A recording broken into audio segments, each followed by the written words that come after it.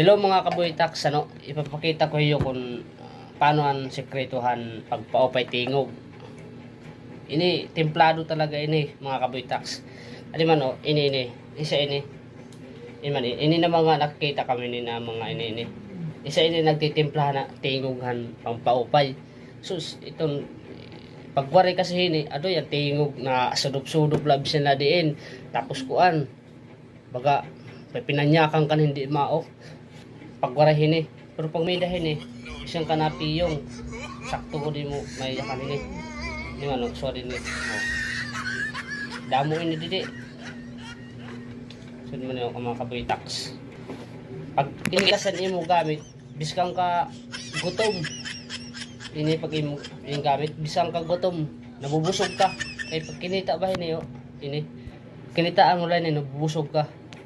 Biskang ka gutom. Sanglit, kamu pag magkakanta kam gamita so din may damang kami siguro pwede nga maggamit stingi daw niyo ha kung kita titistingan ta. Oh my God! Wow!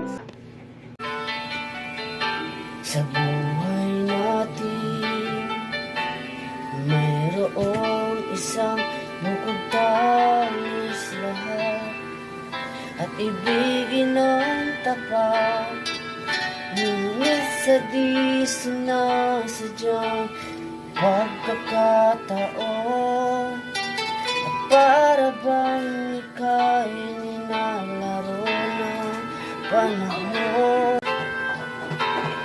Darama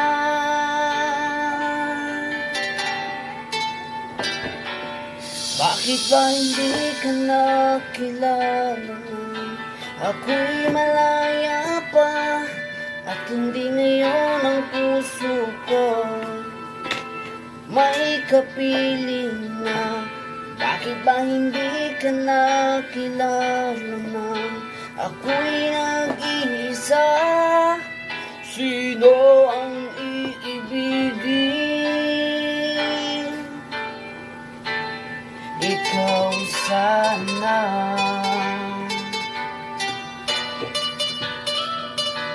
Hano, mga pwede ng tingog. Kasi ng mga kurahoon dapat ay laibaw. Di mo papansin sa bawat araw na kasama mo siya, kapiling ka niya sa bawat sandali. Punong-puno ng ligaya at saya, damdamin ay iba at sa di sinasadyang pagkakataon at para bang ika'y nilalaro ng panahon na kayong nagyakap. Labi mo nagilapat, ang inyong mga mata'y nagtatanong at nangangarap.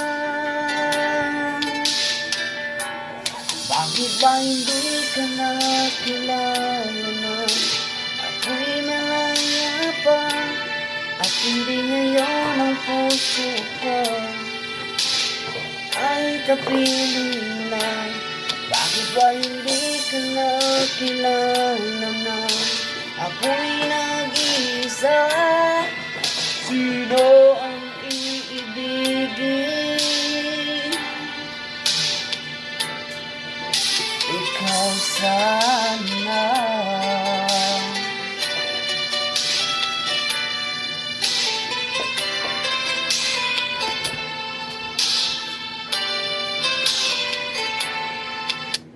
Sugad dito karet paadaw. Salit ka mo. Ini man lang sekreto ko. Pangpapiting. Aram kayo imbutang ko ini talinga. Basi diri ko ibatian na akong tingog. O imbutang ko ini basi diri ko ibatian na akong tingog basi kamo lang bumati. O. Inin mo ang mga sekreto. O kaya salit. Bida ini. Tulo pa ini diya pala tulo. Ako ang dili. Ha? Sige. Babay na kay kadamo